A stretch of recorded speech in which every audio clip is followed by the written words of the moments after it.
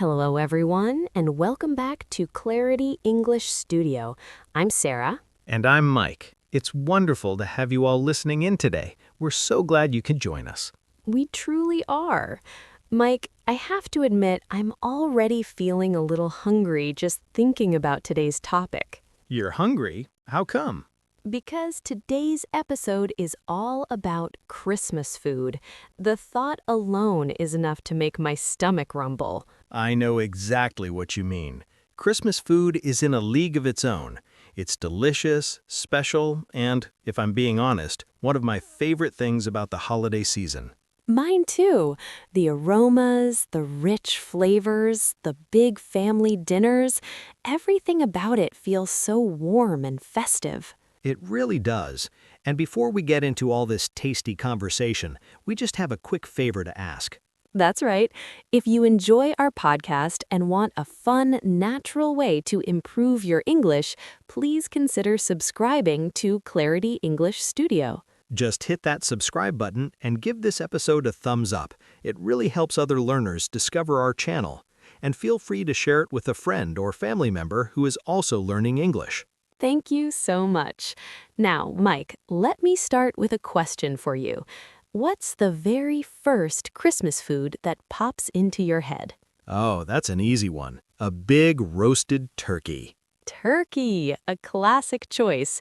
In my family, the turkey is always the star of the show.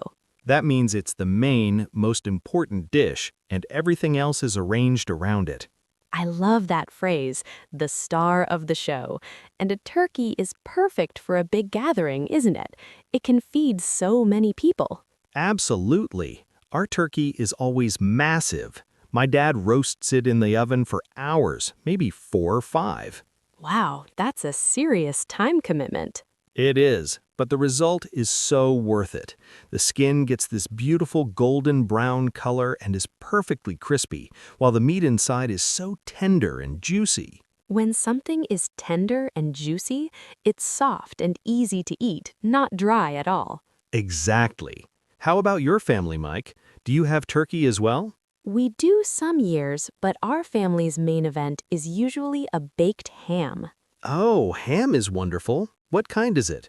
It's a large ham that's baked with a sweet glaze on top. My mom makes the glaze with maple syrup and cloves. It smells incredible. A maple and clove glaze sounds divine. A glaze is that sweet, sticky coating on the outside, right? Yep. As it bakes, it gets all sticky and caramelized. Caramelized is what happens when the sugar in the glaze gets hot and turns into a delicious golden brown coating. My mouth is watering just picturing it. Mine too. But of course, you can't just have the main dish. You need some great side dishes to go with it. Side dishes are the smaller plates of food, like vegetables and potatoes, that accompany the main course. So, Mike, what are some of your family's go-to side dishes? We have quite a few. Let's see. Creamy mashed potatoes are a must. My mom adds a generous amount of butter and cream, and sometimes a little bit of roasted garlic. That sounds like the perfect comfort food. Comfort food is a great term. It refers to food that makes you feel cozy and happy, often because it brings back warm memories. Mashed potatoes are definitely comfort food.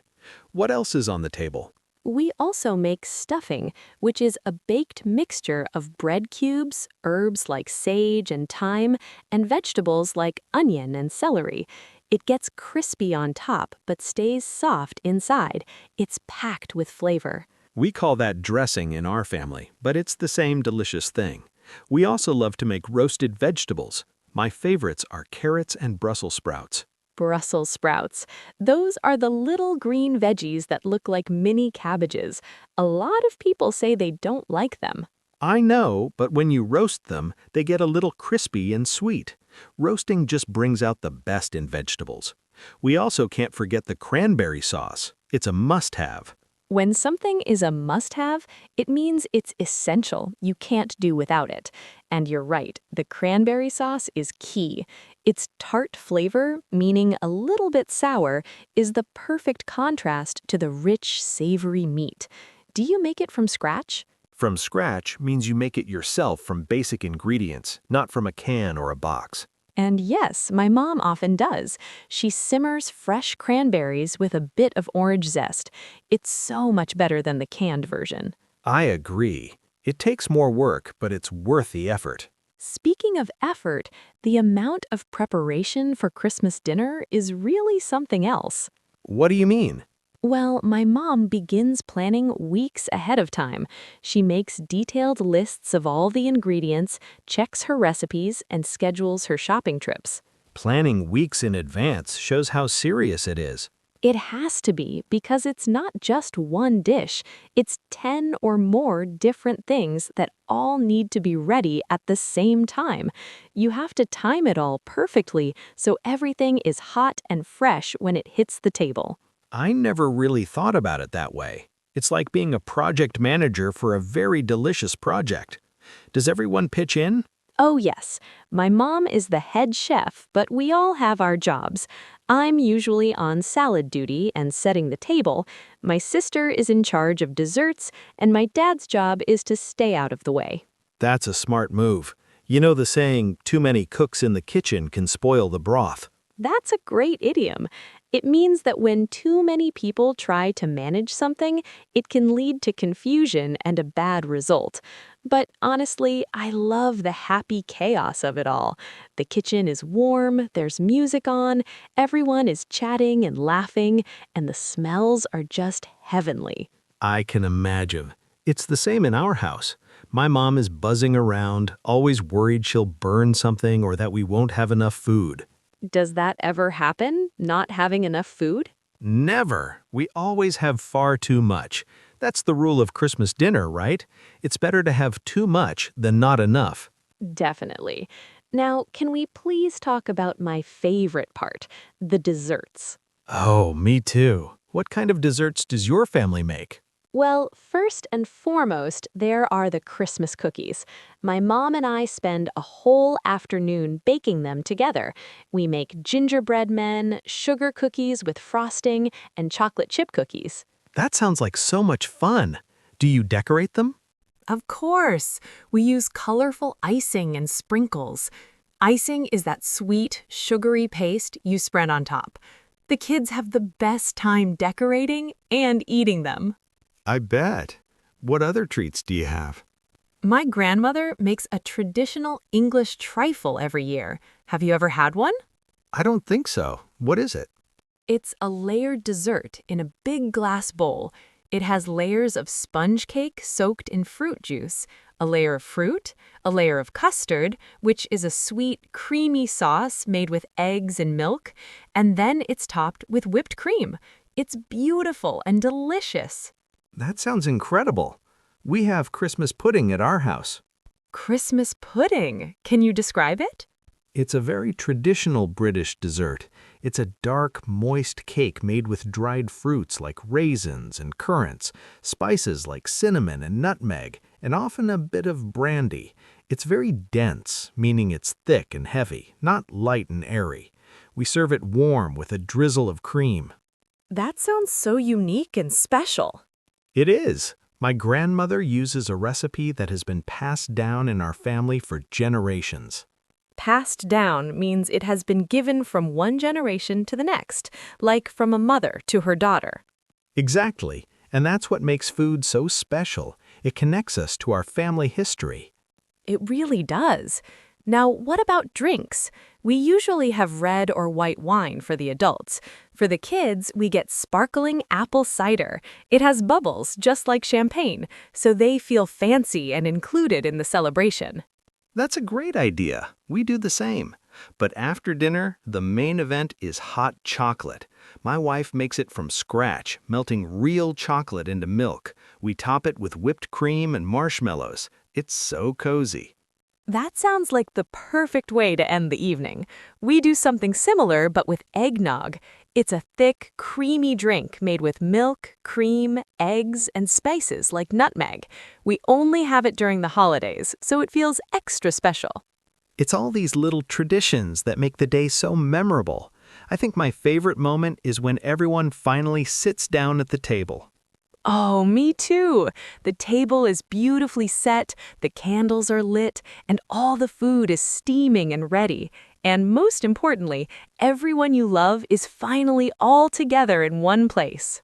That's what it's all about. Before we eat, we usually go around the table and each person says one thing they are thankful for from the past year. I love that. It's a wonderful way to start the meal and focus on gratitude. And then someone finally says, "All right, let's dig in." Dig in, a great casual way to say, let's start eating. Then the flurry of passing dishes begins. Could you pass the potatoes? More ham, anyone? It's a happy, noisy, wonderful mess. And you know what else is wonderful? The leftovers. Ah, leftovers. The food that's left after the meal is finished. They're the best part. No cooking the next day. We make amazing sandwiches with sliced turkey, cranberry sauce, and stuffing. That sounds incredible. We do the same with our ham. You know, Mike, all this talk makes me realize that Christmas food is about so much more than just eating. What do you mean? It's about tradition, family, and love. The recipes are passed down, connecting us to relatives we may never have even met. Every dish has a story. That's so true. When I smell that ham baking, I'm instantly transported back to my childhood Christmases. Food holds memories. It does. And I think all the effort that goes into making a homemade meal is an act of love in itself. Absolutely. Your mom could order food to make it easier, but she doesn't. She makes it all herself. Homemade food, meaning made at home, is always made with that extra ingredient, love. I couldn't agree more. Well, Mike, I think we've covered a lot of delicious ground today. We sure have, and I am officially starving now. Me too. But before we go, we have a question for all of you listening. Yes, we do. What is your favorite Christmas food, or what special dish does your family make for the holidays? Please leave a comment below and tell us about your traditions. We love learning about different cultures from around the world. And don't worry about your English being perfect. Practicing is what matters most. Exactly. And please don't forget to subscribe to Clarity English Studio and hit the notification bell so you never miss an episode. Give this episode a like if you enjoyed our chat and share it with your friends. It's a great conversation starter. That's a fantastic idea. Well, everyone, thank you so much for tuning in today. Yes, thank you. We wish you all a warm and wonderful holiday season. Enjoy your festive meals and the time spent with your loved ones. And keep practicing your English. We'll see you in the next episode. Happy learning, everyone. Goodbye. Bye.